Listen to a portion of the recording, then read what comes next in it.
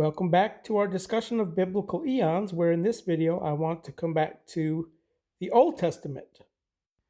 In part 1, I showed you how the King James translation has translated the Hebrew word Olam as ever, everlasting, old, perpetual, evermore, never, time, ancient, world, always, always, I don't know what that is, always, long, more, never, and then some miscellaneous.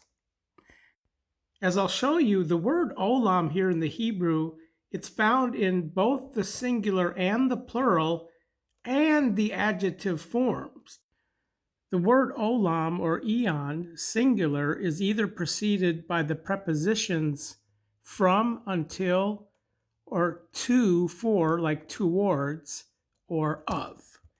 So here is how the Devar translates all of the occurrences of the singular, where I've notated the occurrences and the Strong's reference number.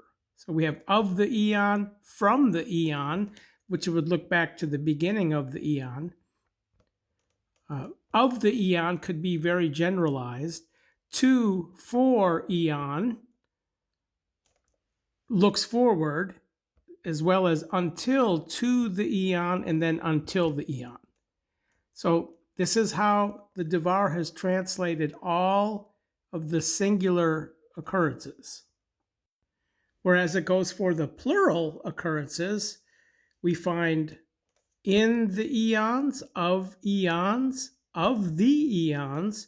for the eons, to, for the eons, for eons, all the eons, and toward the eons, and until the eons of the testifying time. Remember from previous parts, Psalms 95:7 is quoting Hebrews 1:8 regarding the transitional years of the present eon into the next heavens and earth. So testifying time here is from the noun ad, from Strong's H5703, in conjunction with the adjective form of olam. And Eonian in the Hebrew text is in the same word family as things that are concealed, concealments, where testifying is the opposite. It's when things are being witnessed to and testified to. So these two words should not be mingled like they do in the King James translation, where they've translated this verse, "Thy throne, O God, is forever and ever," making meaningless nonsense out of this verse, and all the rest of them for that matter. The forever here is olam, and the other occurrence here is ad. And these two words have two different meanings. Here's the interlinear. Forever, olam, and ever, ad, is mishandling the word. So olam is in the same Hebrew word family as alam, which is the verb form, which means to conceal something, which ad is the opposite. Ad 5703, testifying time, is in the same word family as 5707, defining a witness. It's a noun, a witness. Aid, witness. Translated ad, ever, everlasting, and eternity, ever, etc., etc., evermore, old. Where some of these serve as prepositional conjunctions, into, unto. For example, when we read here in Psalms 89:5, I prepare your seed until the eon, ad, which is the prepositional form, until, and I build your throne for generation and generation. Well, this is referring to the generations of the present eon who will allot the heavenly on Jerusalem to take seat on the thrones of the context of Hebrews 1:8, where the testifying time is also in the word family of ad. At 26:4, we see the prepositional form of add from 5704 and 5703, which is the noun, until the testifying time. Actually found in all of these verses.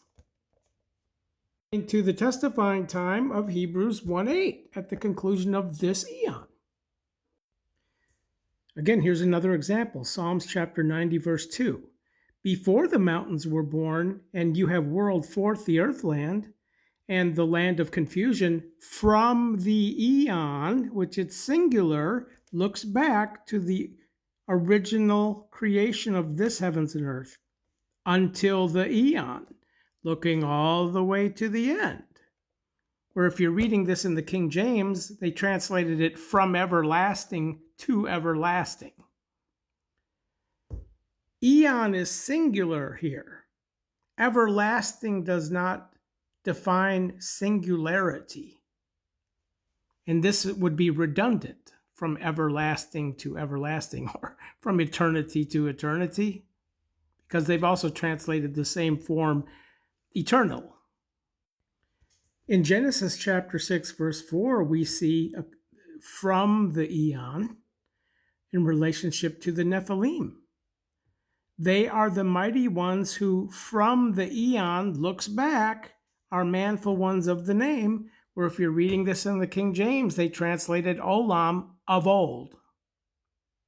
Here's one more example, Isaiah 42:14. I have kept still from the eon, looking back to the origin of the present heavens and earth, where in the King James they translated Olam, long time.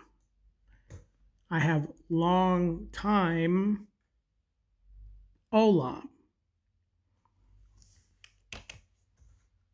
From the eon. So, again, from the eon is different than Olam here, for eon. Exodus 15:18, which they've translated, the Lord shall reign forever, Olam, and ever add.